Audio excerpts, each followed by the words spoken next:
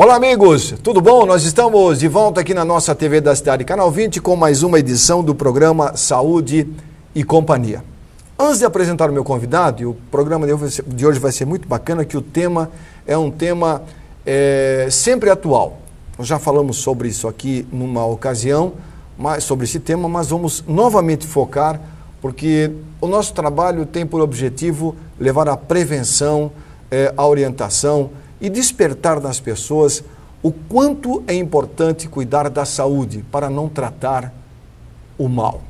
Mas antes de falar sobre esse tema, eu quero passar uma informação de que a Anvisa, a Agência Nacional de Vigilância Sanitária, proibiu no Brasil a comercialização, a distribuição, a manipulação de dois tipos de produtos naturais ditos. Um é o noz da Índia, outro, chapéu de Napoleão. Talvez você não viu falar disso ainda.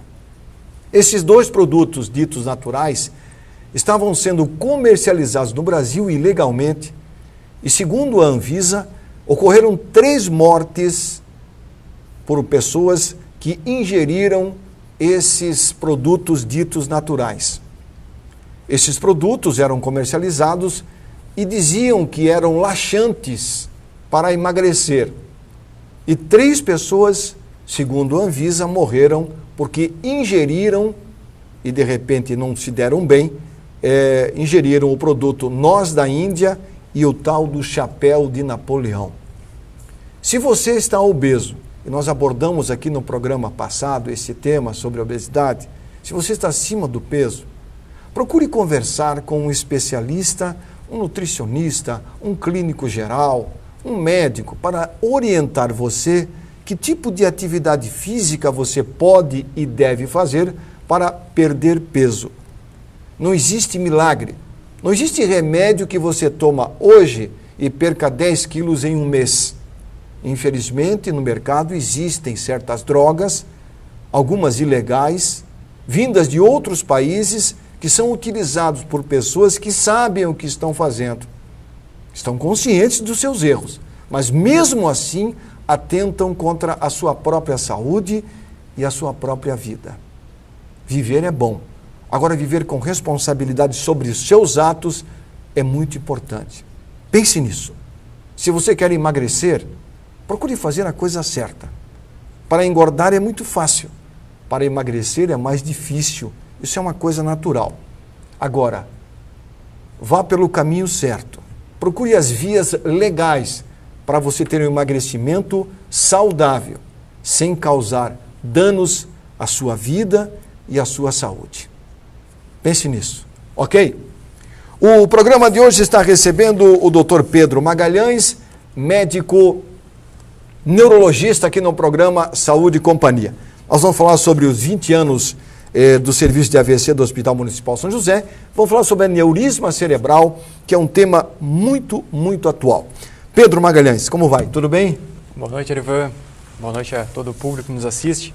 Sempre uma honra retornar aqui para conversar sobre temas tão importantes para a saúde da população.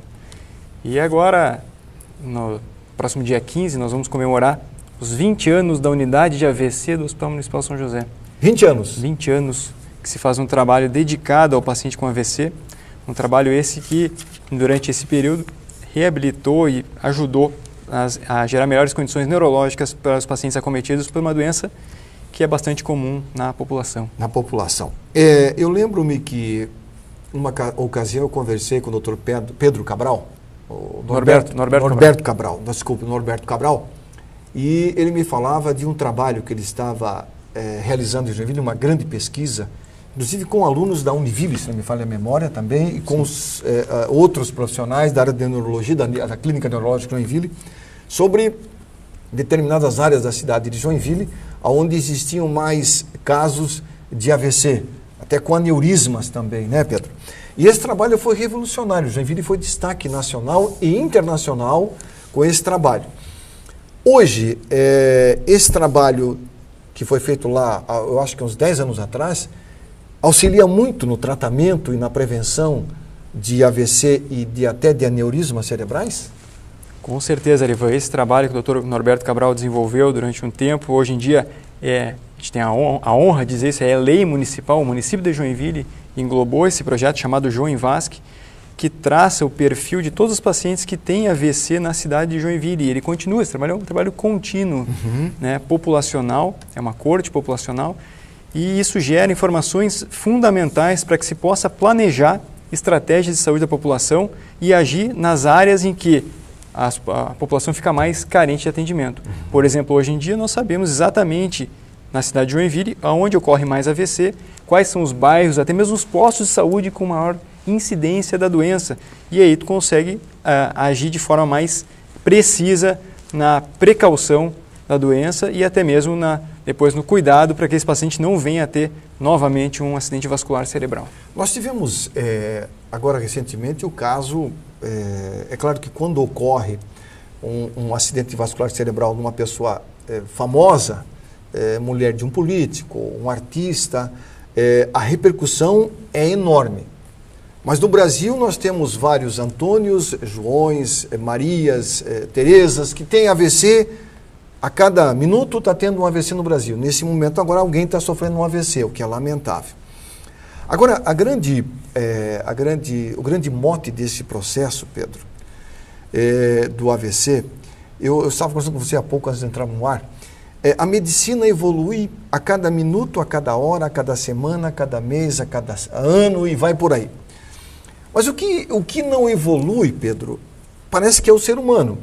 A ciência evolui e o ser humano retrocede. Como é que nós vamos fazer para colocar esse trem no trilho? Ou seja, o ser humano e a ciência caminhando junto para aproveitar o ser humano, aquilo que a ciência pesquisa com medicamentos e métodos para ajudar a se viver mais e melhor, para que isso possa casar.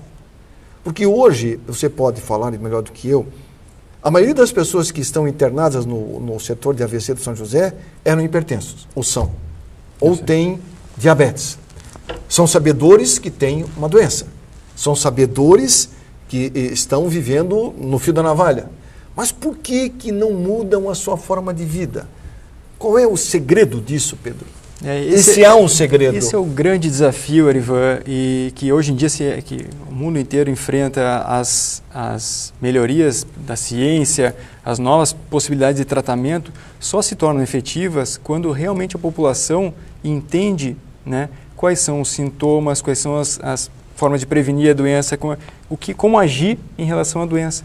O AVC é um caso clássico. O AVC hoje em dia é a doença, o acidente vascular cerebral, que se chama AVC, ou popular derrame, é a doença que mais mata no Brasil. Mata mais do que câncer, mais do que infarto, mata mais do que trauma.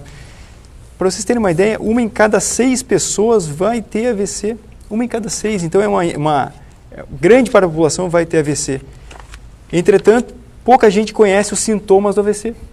Então, por mais que aqui em Joinville, por exemplo, nós tenhamos todos os meios para tratar o AVC, no Hospital Municipal São José, no Hospital da Unimed, no Hospital Dona Helena, as pessoas não reconhecem os sintomas e não procuram atendimento em tempo hábil de receber o tratamento, e isso determina um prejuízo de saúde e muitas vezes até a morte da pessoa. Então, o conhecimento da população, essa mudança cultural é fundamental para que se possa implementar os avanços tecnológicos e científicos que a gente tem hoje em dia disponíveis aqui no nosso meio. Né? Eu acredito, doutor Pedro, que assim, o estrago que um derrame cerebral, tanto isquêmico quanto hemorrágico, faz dentro de um corpo, depois nós vamos mostrar uma animação muito bacana para você saber como ocorre um AVC e o que é feito quando chega a tempo o paciente no hospital para tratá-lo. O estrago que eu vou começar por um isquêmico que não é tão violento. O estrago que um isquêmico causa no corpo de uma pessoa pode ser um estrago definitivo, a pessoa pode ficar incapacitada para o resto da vida ou não? Essa questão é fantástica e aproveito aqui a audiência para explicar isso para a população. O AVC pode ser tanto isquêmico quanto hemorrágico. Certo. O isquêmico é quando falta sangue no cérebro e o hemorrágico é quando há um extravasamento de sangue no cérebro. Quando dá sangue demais. Quando estoura uma artéria, certo, né, seja dentro do cérebro ou um aneurisma, como foi o caso da senhora Marisa. Isto. É muito mais comum o AVC isquêmico, quase 80% dos casos são isquêmicos. E os outros 20% são hemorrágicos. E cada tipo de AVC tem as maneiras de prevenir. De maneira geral, é controlar a hipertensão, controlar o diabetes, não fumar, fazer atividade física, não ser sedentário, né? Evitar as comidas gordurosas. Isso que, na maioria das vezes, a população sabe, mas pergunto para o telespectador, todos aí em casa fazem tudo isso, né? A grande maioria não faz, não procura cuidar da pressão, não faz atividade física regular. E aí a consequência vem em forma de doença. Então, se a gente prevenir o AVC dessa forma, a gente já diminui a mortalidade e a incidência da doença, o acontecimento da doença, e isso já determinaria um benefício geral para a população. Agora, quando o indivíduo, Pedro, chega com o sintoma da doença dentro do hospital e é chamado o neurologista, às vezes até o paciente pode ser um cliente, né, um paciente já acompanhado pelo médico, e aí a família chega, doutor, o senhor tem que salvar o meu pai, o senhor tem que salvar a minha mãe, ou a minha esposa, ou o meu esposo, ou o amigo. Aí fica difícil para o médico, às vezes, que o médico orienta o paciente do que ele tem que fazer, o que ele pode e o que não deve fazer. Muitas vezes, o médico ele tem que fazer a parte dele, atender e tal. Mas é meio decepcionante para o médico receber o paciente no hospital já com o evento realizado e ver o cara assim, pô, eu te avisei tanto e você não deu a devida atenção que eu falei. É meio decepcionante para o médico, né? Ou não é? Eu diria que a palavra acho que não é decepção, mas é uma tristeza, porque cada evento desse provavelmente poderia ter sido evitado. Poderia, né, Pedro? Se a gente computar e existe uma conta que mostra que 90% dos AVCs, a doença que mais mata no Brasil, poderiam ser evitadas. 90%? De cada 10 casos, então 9 poderiam ser evitados, né? E isso... tratar o AVC depois que ele acontece é a ponta do iceberg. A gente tem muita coisa para fazer antes disso, né? E começa em cada um realmente cuidar dos fatores de risco para a doença vascular. Esse assunto é um assunto que eu refuto de grande importância, Pedro, porque nós estamos vivendo mais. O Brasil, eu não sei se isso é um avanço, mas se nós estamos vivendo mais, nós vamos ter mais casos de AVC. Provavelmente sim. E o pior é que esses casos poderão pegar pessoas já de uma certa idade. O custo para tratar uma pessoa de 70 anos com AVC que ficou incapacitado é muito alto para a sociedade, né, Pedro? O custo do AVC, existem duas maneiras de pensar isso, né? O custo para a sociedade, para o sistema público de saúde, sistema previdenciário, sistema privado de saúde, e o custo individual, que é imensurável, né? A gente não tem como quantificar, né, quanto isso vai afetar uma pessoa. Mas, com o aumento da idade da população, mais pessoas estão expostas aos fatores de risco e, consequentemente, mais pessoas vão ter AVC.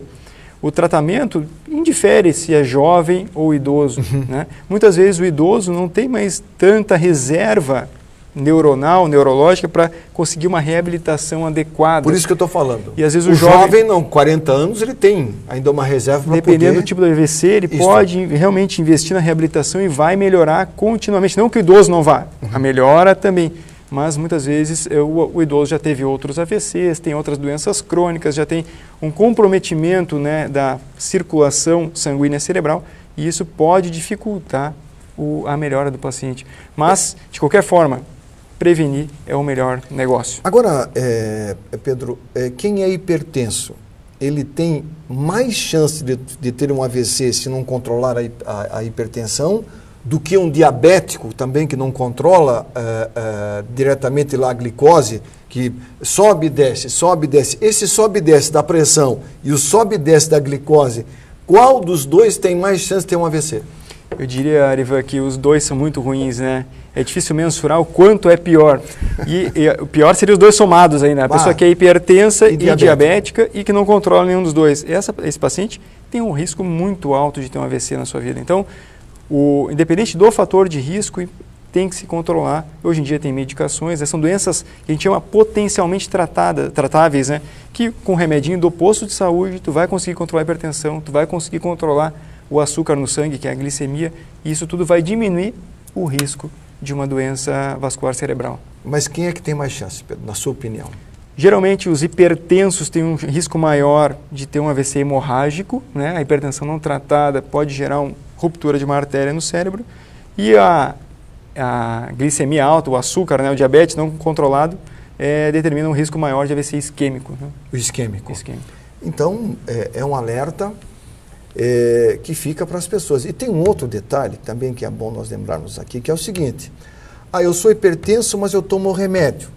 E a minha pressão está legal. Eu vou parar porque estou tranquilo, a minha pressão normalizou. E aí, Pedro, como é que fica? Esse é um grande erro de concepção do tratamento, né? Uma pessoa hipertensa provavelmente vai ser hipertensa até o último dia da sua vida. E ela vai necessitar o tratamento com as medicações antihipertensivas durante toda a sua vida. E poucas pessoas curam a hipertensão, sobretudo quando a hipertensão tem uma causa secundária, que é a grande minoria dos pacientes. Então, a manutenção do tratamento da hipertensão, a manutenção do tratamento do diabetes, a manutenção do tratamento do colesterol, tudo isso vai fazer com que essa pessoa tenha um risco menor durante a sua vida. Até do colesterol também, Pedro? Com certeza. Do LDL, que é o colesterol ruim? Sim, o LDL, o VLDL, tem que se combater. Triglicerídeo também, isso também tem influência no quesito... Justamente, não adianta a pessoa toma remédio durante um ano e aí o colesterol está bom. Então não preciso mais e para de tomar. Em 3, 4 meses o colesterol vai estar ruim de novo. Se ela não mudar os hábitos de vida, não para de comer carne gorda, se não continuar sendo sedentária. Então isso tudo vai se somando, esses pequenos erros do dia a dia vão se somando e determinam a tragédia que é ter uma doença vascular cerebral. E que, diga-se de passagem, ela, quando chega numa pessoa de um núcleo familiar, ela abala toda a estrutura, né? A família inteira sofre. É uma doença que provavelmente todos os telespectadores conhecem alguém que teve AVC, ou tem um familiar que teve AVC, um vizinho, um amigo, e sabe o quanto essa doença cobra, o preço alto que ela cobra, né?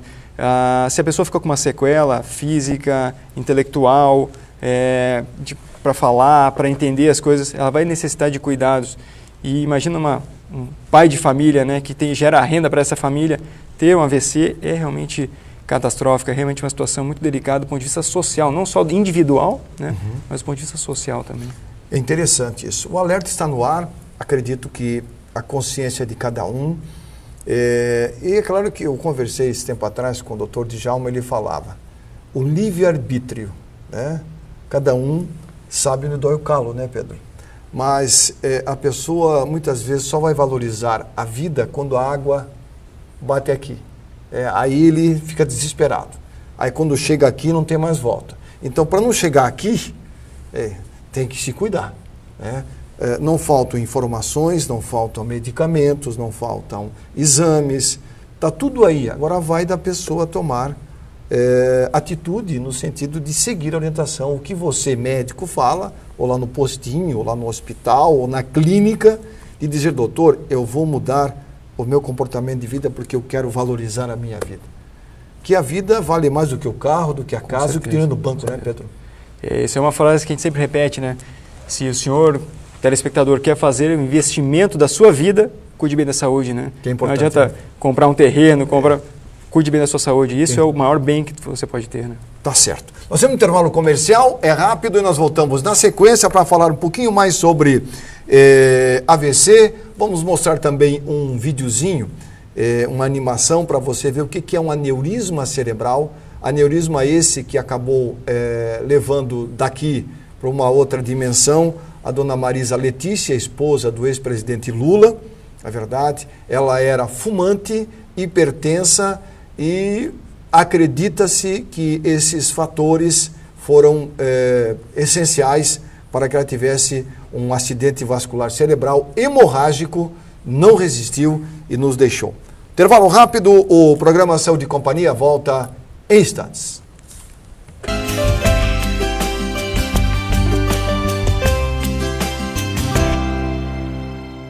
Muito bem, nós estamos de volta com o Saúde e Companhia, conversando hoje com o Dr. Pedro Magalhães, médico neurologista. Sara, nós temos a capa da revista Pense Leve, coloca na telinha para nós, eu vou recomendar como uma baita de uma leitura para você que quer se alimentar bem, né? Diga sim à carne suína, claro, com pouca gordura, é uma carne branca Inclusive, tem proteína magra, que favorece a perda de peso e a saúde do coração. Agora, não é para comer bacon, não é para comer torresmo, não. É a carnezinha sem gordura. Ela é muito saudável, né? E também alimente seus hormônios e agradeça, e emagreça, e agradeça, né? Porque não existe milagre para emagrecer, viu, Sara? Não, existe atitude. Tem que ter atitude. Remédio, eu vou comprar a vitamina, não. Mastigar a comida, o alimento, é a melhor coisa que tem. O doutor Pedro é neurologista e estuda muito os neurônios, essa coisa toda. Eu li um artigo recentemente sobre o quanto o cérebro fica feliz quando você come uma comida saudável, gostosa, e você mastiga bem. Aí a papila gustativa recebe o suco daquele alimento, que você mastiga bem, vai para o cérebro, os neurônios ficam em festa, porque ele está sentindo o quentinho, o frio, o azedinho, o amarguinho, o sal, mas em pequena escala, pouco doce. O cérebro fica em festa, os neurônios. Isso é verdade, Pedro? Uma alimentação, a sensação de bem-estar. Uma alimentação correta, uma alimentação lenta, em que se preste atenção no que tu está comendo. Isso, desliga o celular. Confie naquilo que tu está comendo, que tu sabe que está fazendo um ato que é bom para a tua saúde. Isso tudo aumenta, é claro, a saciedade do cérebro, né? O cérebro fica com uma recompensa maior com esse tipo de alimentação. Ele fica feliz. E isso vai determinando um pensamento positivo em relação ao hábito alimentar, né? Isso é e aí tu vai buscar de novo uma alimentação dessa forma. Porque alimentar o corpo está alimentando o cérebro também, né? Se você come muita gordura, o cérebro também vai receber uma mensagem que aquela gordura tá bom, então dá mais gordura, e vai engordando, né? Vai criando um comportamento alimentar. Vício, né, Pedro? E isso é muito importante, né? A questão do hábito, né? Então, criar esse hábito de comer devagar, comer coisas saudáveis, realmente saborear a comida, né? Faz com que a gente melhore o padrão alimentar e, consequentemente, tu cria um hábito, uma cultura de sempre fazer isso, né? Doutor Pedro, o serviço de AVC que nós temos em Joinville é um serviço reconhecido nacionalmente e internacionalmente, né? Hoje nós temos profissionais de outros países que vêm para cá para aprender conosco, que eu digo conosco, com os profissionais da cidade. Eu não sou médico, mas falo conosco, que são os nossos profissionais. E os pacientes que passam, que sofrem um AVC e que passam lá pelo serviço de AVC do Hospital São José, eles chegam lá muitas vezes debilitados, né? E recebem orientações as mais diversas para que o pós-AVC seja o menos impactante possível. Uma reeducação alimentar, essa coisa toda. A família também é orientada para fazer com que aquele paciente realmente mude o seu perfil de vida ou não? Claro, essa colocação é fantástica e é nisso que nós acreditamos, né? Agora comemoramos 20 anos da unidade AVC do Hospital Municipal São José e a gente tem orgulho de dizer que foi a primeira unidade AVC no SUS no Brasil. No certo? Brasil, né? E hoje em Pioneiro, dia, né? Grande parte da política nacional de AVC, né, que o Ministério da Saúde determina para AVC, é baseada na experiência de Joinville. Joinville é como se fosse o polo. Grande orgulho, a doutora Carla Moura é a idealizadora e força motriz, né, disso, junto com toda a equipe multidisciplinar que trabalha lá. E isso faz com que o paciente receba o tratamento adequado, mas que comece a reabilitação, a orientação nutricional, cessar o tabagismo, hábitos de vida mais saudáveis, mas que a família também seja envolvida nesse processo, inclusive com palestras semanais para os familiares, né, de o que é o AVC, como prevenir uma recorrência do AVC. Então, toda essa parte, não só do paciente em si, da cuidado de saúde específico do paciente, mas a preocupação da unidade AVC em realmente abraçar essa família e determinar que esse indivíduo tenha o melhor cuidado possível, não só no hospital, mas também depois, né, durante o processo de reabilitação, de reinclusão social, de recuperação das possíveis sequelas neurológicas que ele pode ter. Há anos atrás, as estatísticas mostravam que mais homens tinham AVC. E o número de mulheres era a mulher aqui embaixo, o homem lá em cima. Hoje, praticamente, está 50-50. É verdade? Está quase igual. De cada 10 AVCs, 6 é homem, 4 é mulher. Isso é verdade, Pedro? É muito parecido, porque cada vez mais a população está exposta aos mesmos fatores de risco, né? Antigamente o homem fumava mais ou bebia mais, e hoje em dia os fatores de risco são muito parecidos na população. E o que a gente sabe é que, infelizmente, a população que tem maior incidência de AVC é justamente aquela população que tem menor acesso aos programas de saúde públicos, né? Então, em Joinville, a gente consegue ver as populações mais carentes têm uma incidência de AVC maior. E o AVC é ruim para qualquer um, mas imagine o impacto que gera na vida de uma pessoa que já é carente, que tem uma dificuldade financeira constante, né? E ainda sofre com uma doença dessa na família ou no próprio indivíduo. O que é lamentável. Agora, nós temos no Brasil o Programa de Saúde da Família. Joinville, lamentavelmente, não tem um número ideal de profissionais para atingir as camadas menos favorecidas. E nessa pesquisa que o Dr. Cabral realizou, nós tivemos 2 bairros da Zona Sul que eram os mais Fátima, Guanabara e outro bairro que me faz a memória agora, talvez possa se lembrar. E era uma região carente. Então, nós temos os estudos, nós temos as estatísticas. Então, o que está faltando para o poder público fazer? Ou seja, tomar a iniciativa de atacar essas regiões, atacar que eu digo é de levar a essas regiões mais informação. O programa de saúde de família tem que ser ampliado, porque é melhor tu investir num programa de saúde bom do que depois tu investir lá no São José com medicamento e tudo mais, com avencelado, né, doutor Pedro? Certeza. Não sei se... Eu acho que esse é o caminho, né?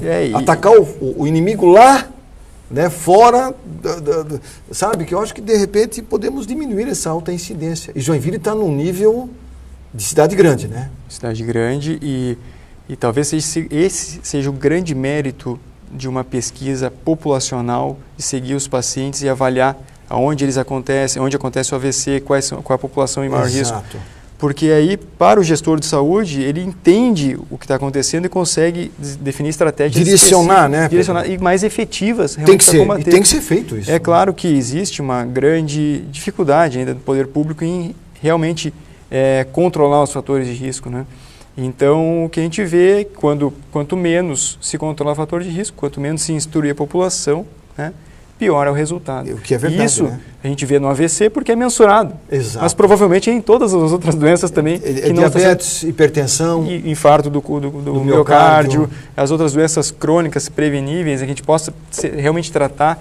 Então, isso aí é bastante triste que a gente ainda viva nessa realidade, né? Espero que com esses dados, com essas informações, realmente a política possa gerar atitudes efetivas, né? O que nós esperamos. Quer ver um exemplo, doutor Pedro? Nós estamos vivendo no Brasil, e isso não tem nada a ver com a neurologia, mas é um problema de saúde pública seríssimo, um surto de sífilis. Inclusive está faltando penicilina em algumas regiões do Brasil, que não se fabricava mais porque a doença estava controlada, estava sob controle. De repente, uma avalanche. Aqui em Joinville nós temos centenas de casos de gonorreia, sífilis e cancro. Em consequência do quê? Do não uso de preservativo no ato sexual. E a maioria, jovens. O jovem, se eu for contaminado com a AIDS, com o vírus da AIDS, a síndrome da imunodeficiência adquirida, eu tomo um AZT e está resolvido o problema. Não é assim. A AIDS não tem cura. Se tivesse já a cura, estava no mercado o medicamento. Então, o que tem que se fazer? Prevenção. Prevenção contra doenças venéreas, a prevenção contra a gravidez precoce, a prevenção contra o AVC. Não é verdade, Pedro? O caminho, tudo leva para isso. Educar a população, né? Tem que falar nas escolas, creches. A questão das doenças sexualmente transmissíveis, né? Está chegando o carnaval aí. Exatamente. Então, só se fala agora. Apela a população, né? Se for fazer sexo, faça protegido, use preservativo, se proteja, né? Valorize o seu corpo, porque uma doença sexualmente transmissível pode gerar problemas gravíssimos, né? Não só AIDS, como todas as outras doenças que podem ser adquiridas. Então, existe maneira de prevenir isso, né? Tem que Agora, basta atitude, né, Pedro? É o que está faltando para o ser humano, né? É o que você vê no trânsito. No Brasil, o governo aumentou as multas de trânsito, você viu? Agora, falar o celular custa R$ 297,00 e 7 pontos na carteira. É infração gravíssima. Não precisava isso.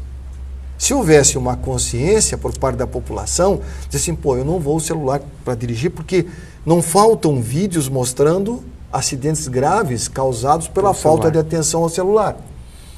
Teríamos menos AVC se as pessoas tivessem a consciência de tratar a hipertensão arterial. Teríamos menos cegueira no Brasil ou doenças renais crônicas se os diabéticos cuidassem mais da glicose, mantivessem ela no nível desejado. Hoje a ProRim, por exemplo, faz um trabalho excepcional orientando as pessoas com relação à doença renal. Sim.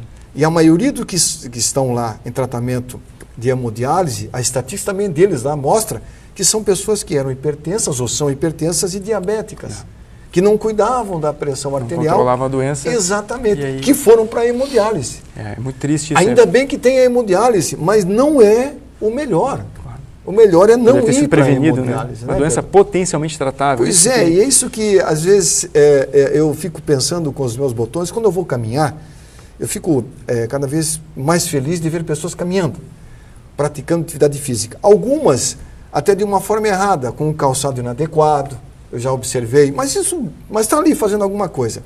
E espero que cada vez mais as pessoas se conscientizem do quanto é importante ter alimentação saudável, ir ao médico quando precisa, fazer exames de laboratório uma vez por ano no mínimo, né, Pedro? Quando o médico pede para ver como é que está colesterol, triglicerídeo, ácido úrico, essas coisas todas. Ah, mas precisa? Deve. Ah, mas se eu descobrir alguma doença, trata. Tratar é prevenir qualquer complicação dessa doença. Exatamente. Né? Então, eu acredito que a medicina está aí, a ciência, né, Pedro? A questão dá de bandeja para você estar aqui, a sua vida, né? E essa questão da educação, né, a população reconhecer como prevenir a doença é fundamental.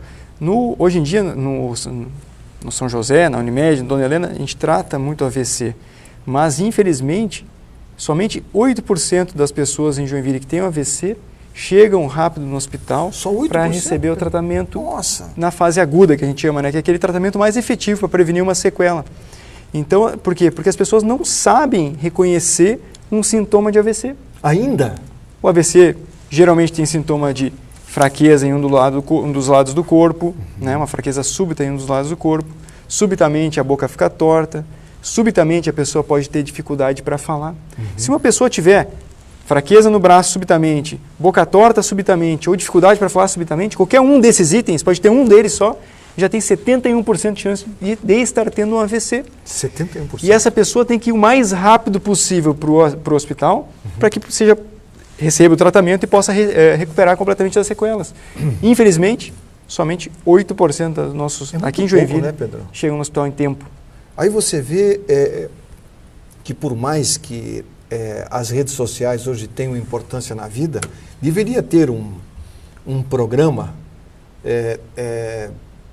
para, por exemplo, no Facebook ou no Twitter, toda vez que se abrisse o Twitter ou o Facebook, saísse lá um íconezinho dizendo, você sabe quais são os sintomas de um AVC? Durante 10 segundos. Pronto. Aí depois você entrava na sua página e fazia o que tinha que fazer. Eu acredito que esse seria um baita de um serviço, né, que as redes sociais prestariam a quem gosta de entrar na rede social, para que quando ele estivesse num local e tivesse alguém sofrendo um AVC, ele na hora já reconhecesse. Porra, eu vi isso no Twitter, ou eu vi isso no Facebook, já pega o telefone, já liga para o SAMU e já aciona o SAMU para que aquele paciente, pode ser um familiar, um amigo de trabalho, numa igreja, sabe? Que são pequenas coisas que fazem a diferença, né, Pedro? Faz total diferença. A rapidez com que o paciente chega no hospital determina a chance dele melhorar. Dele recuperar. Para te ter uma ideia, Ivan, se o paciente chega até 2 horas e meia de evolução, desde o início dos sintomas até 2 horas e meia no hospital, ele tem mais do que 91% de chance de sair com mínimas sequelas neurológicas. Com isquêmico. Com isquêmico. Que é o mais comum. O mais comum. Independente da gravidade do AVC, pode ser um AVC isquêmico muito grave, ele vai provavelmente sair muito bem. Se ele perder 2 horas a mais, chegar com 4 horas e meia, a chance já é bem menor. Se ele perder mais tempo e chegar depois de 6 horas, ele praticamente já não tem mais nenhuma chance. Nossa. Então o tempo faz toda a diferença na possibilidade de tratamento do paciente. Esse trabalho é muito importante, porque a pessoa que mora mais retirada do centro, aquela que tem pouca informação, quando vai alguém lá na casa dela e diz, você fica com se tem na família um hipertenso, aguarde esse papelzinho aqui, coloque no lugar que você tem acesso sempre. Aí está o telefone do SAMU e os 3 principais sintomas de um AVC. principalmente na casa de quem tem hipertensão ou diabético. Hipertensão, diabetes, a fibrilação atrial, também, né, que é que uma o coração cardíaca. Então, esses são pacientes de alto risco para de alto risco. E que tem que ter um portfólio, né, de apoio quando ocorrer o evento. Tem que ter algum plano de ação, né? Saber o que fazer. Saber o que fazer. Primeiro, não ficar nervoso, não tem que chorar, tem que ter calma. Reconhecer o sintoma ou desconfiar. Ninguém precisa ter certeza que está tendo AVC, mas se desconfiar, tem que ir o mais rápido possível para o hospital. E a maneira de ir mais rápido possível para o hospital é realmente chamando o SAMU. O SAMU, né? o Serviço de Atendimento Médico de Urgência. É muito importante, meus amigos, nós falamos sobre esse tema, porque nós, nesse programa, que já tem 20 anos aqui na nossa TV da cidade, praticamente, nós sempre levamos a informação focada na sua saúde, no seu bem-estar. Tenha certeza disso. É claro que muitas vezes temos que repetir, porque prevenção é repetição, né, Pedro? Justamente. O médico repete todo dia, né? Educação contínua. Né? Contínua. Sempre repetindo, trazendo informação para a população, porque isso aqui, muitas coisas que a gente está falando aqui, daqui a um mês já se perdeu, a pessoa já esqueceu. Isso. É bom reforçar a importância desse conhecimento mínimo, mas que pode salvar uma vida. É porque a alimentação inadequada, a ociosidade, que é a falta de atividade física, que hoje tu tem o carro só tem carro agora que tu cruza o braço, ele troca a marcha, ele faz tudo, né? Vidro elétrico, ar elétrico, você que tudo elétrico. Controle remoto. Chega em casa, abre o portão, aí tem persiana também, controle remoto. Tu nem vai abrir uma janela, é tudo controle remoto. Pô, você fica, né? E não adianta também fazer atividade física. Você tem que, para atividade física, tem que estar relaxado, né, Pedro? Tem cara que ele vai fazer atividade física por obrigação. Não, você tem que ter prazer. Eu falei com um professor de educação física, disse, Arivan, o bom aluno é aquele que faz atividade física relaxado. Não é aquele que faz eu tenho que fazer porque o médico me obrigou a fazer. Você não é obrigado a fazer, né, Pedro? Fazer livre-arbítrio. Vou fazer com pressa porque eu tenho um compromisso. Isso. Então, assim, também não é bom. Criar um hábito de atividade física. Saudável. Né? Mais importante do que, às vezes o paciente pergunta assim, mas quantas vezes por semana?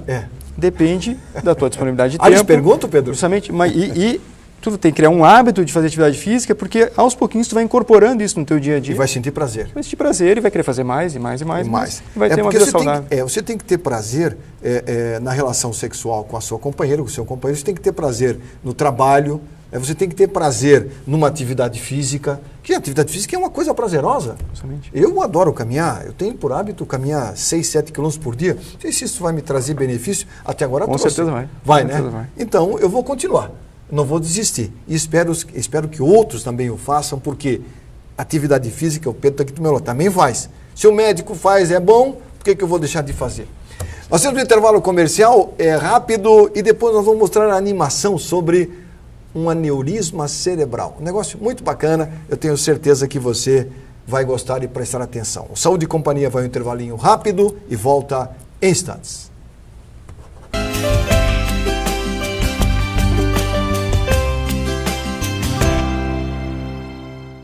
Muito bem, nós estamos de volta com o programa Saúde e Companhia, conversando hoje com o Dr. Pedro Magalhães, médico neurologista. O assunto é AVC e aneurisma cerebral. Bem, nós estamos vivendo um verão muito quente, mas põe quente nisso.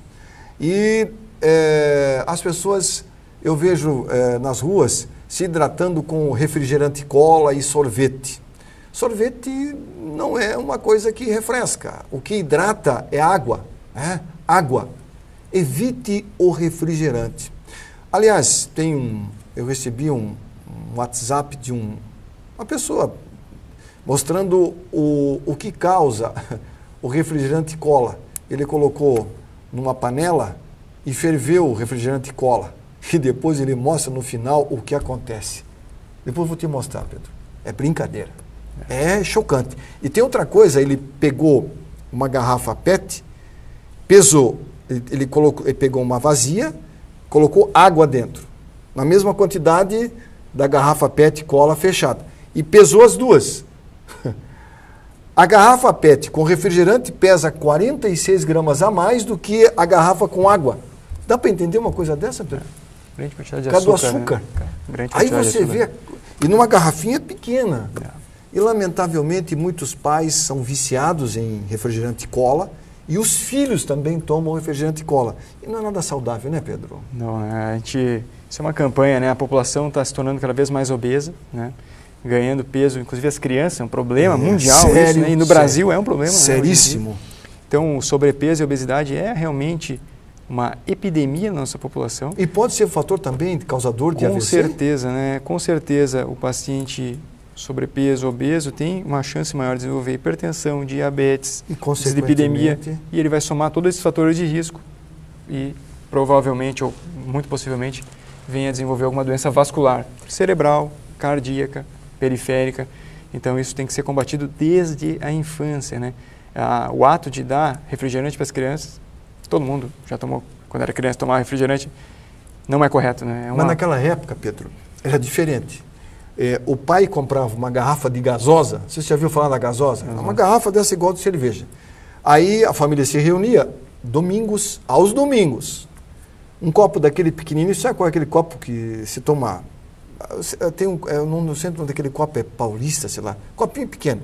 Aí ele botava um copinho para cada um, aí acabava aquela garrafa, não tinha mais. Aí você tomava aquele refri devagarinho, que era pouquinho. Hoje não. Hoje a primeira coisa que a criança faz na mesa, quando vai almoçar, é abrir o litrão, que é 2,5 litros, 3,5 litros, aí toma aquele monte de refrigerante, come muito pouco, o pai também toma, a mãe também toma, e depois no futuro reclamam que estão obesos ou que estão com uma doença que muitas vezes pode ser oriunda do excesso de açúcar no refrigerante. De açúcar, corante, né? Então, Zé, não vão deixar de tomar o refrigerante. Não, mas diminua, né? Justamente, o uso esporádico provavelmente não vai fazer mal nenhum. Uma vez por semana, no almoço, uma criança que faz atividade física, um adulto que faz atividade física, tomar refrigerante, não, o ato de tomar refrigerante não vai trazer mal. Todo dia. Mas o hábito de tomar todos os dias refrigerante pode sim causar problemas de saúde. Né? Não é bom. Bem, como diz o doutor Djalma, livre-arbítrio. Cada um sabe, e depois que descobre que o filho tem diabetes, aí não dá para chorar. Aí o choro não vai resolver, né, doutor Pedro? Aí é uma mudança radical. Né? Aí é uma mudança radical. Nós temos uma animação sobre um aneurisma cerebral. Acredita-se que a dona Marisa Letícia possa ter, né, Pedro, morrido em função de um evento como esse que você vai ver agora. O vídeo vai colocar. Isso é um cérebro. Doutor Pedro, então, por favor, só uma explicação para nós. Esse é o cérebro, e o cérebro, aí estão aparecendo agora as artérias que levam sangue para o cérebro, o fluxo de sangue do cérebro, e por uma fragilidade na parede do vaso, vai criando uma bolha. Essa bolha se chama aneurisma cerebral, uma dilatação da parede da artéria. É isso aí, Pedro. Essa bolha, esse aneurisma, ele pode demorar anos para crescer, e não cresce de uma hora para outra, como está aqui no vídeo. É bem importante que a população entenda isso. Então, durante anos, ele vai crescendo até que o momento que ele estoura, como um balão que vai enchendo e rompe. Certo. A partir do momento que ele estoura, ele gera sintomas súbitos, né? O principal deles é uma dor de cabeça súbita e muito forte.